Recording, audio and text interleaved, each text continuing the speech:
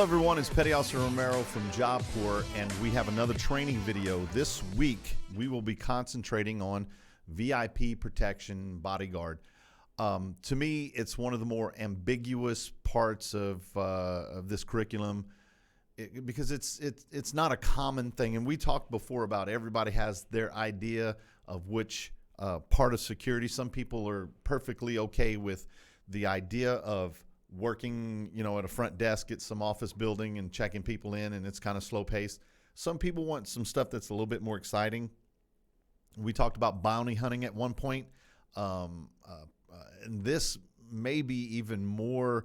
Bounty hunting is probably more dangerous, but this is a job that would probably be on par with it, and it has its greatest dangers, and it's a little bit different. And the reason it's a little bit different is because and let's use our Secret Service, which is probably the most prominent bodyguards maybe in the world. But you spend your time preparing for something that doesn't ever happen. And when I say that being a bounty hunter is challenging, well, that's because you go into a situation and you know that things are about to happen. One of the issues with being a bodyguard, VIP protection, is that you never know when things are going to happen, so you always have to be on your toes. And that sounds easy, but if you go months or even years without anything ever happening, sometimes it could be challenging to maintain that focus when you do these jobs, because when something does happen, that is the primary reason for you to be there. And if you fail, it's challenging. So I have some videos that I found that I thought were interesting, and some of them cover the Secret Service. Some of them, I have a video I found that was interesting in the fact that it showed some, pretty high-profile people who were in the midst of being protected and got assaulted. And you can kind of see how fast Secret Service or the bodyguards reacted to the situation. And it kind of gives you an idea that if this is something that you want to get into, then then you can pursue it. Depending on what it is you want in life. Now, I have some videos that I found here. Some of them are very serious. Some of them are serious people doing serious things. And then I found some videos that I actually will include. One in particular had 2 or 3 videos, and I thought that I would put them on there because they do explain the requirements, some of the things that you'll need to know, some of the things you need to do. But I didn't find the person doing it very serious, because a bodyguard is a very serious position, and you need serious people. And sometimes you could just tell by the character talking that some people just don't really understand. They think, oh, this is a good job and there's going to be a demand for it. But when things start happening, you find out that maybe they're not the right person for that particular job. So I'm going to show some of those videos.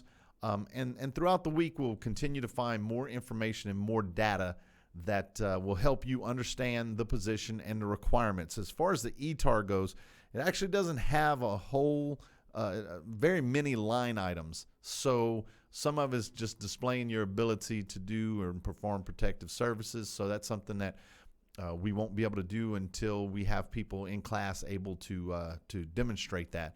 But it'll give you a good idea, as a job, something to consider if it's something you want to do, which is important, and B, the things that will be required from you if you do select this type of field to go into. So take a look at the videos that I've prepared, that I found for you. I think they're all in one way or another informative, okay? So take a look at them, find the videos that I put up there, review them, and you'll be able to get a good understanding of what's required from you and what direction will be.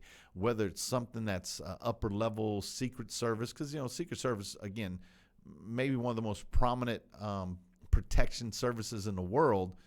But then again, there are always lower levels of that, just like you have FBI, and then you have local police that, while not trying to say that they're not as capable, but it's more on a local level and maybe more accessible to everyone. Now, obviously, the higher you go up in the chain, the more difficult it is to secure those kind of positions, and the higher the requirements, and depending on, and sometimes you need to start somewhere, right? So if you're trying to build your resume, starting with, let's say, Job Corps training, then moving on to to a local or maybe private security that does, VIP protection, and then at some point moving all the way up into Secret Service, might be a career path that you choose. So take a look at the stuff, and let's see if we can't find something that's interesting and informative. And if you have any questions, remember I'm in the classes from 9:30. I say classes, Google Class, from 9:30 to 11:30, and I can answer any questions that you might have and share with you some of my knowledge and expertise on this in this field and this subject matter. All right, so take a look at these videos that I have lined up, and we'll keep working on this all week.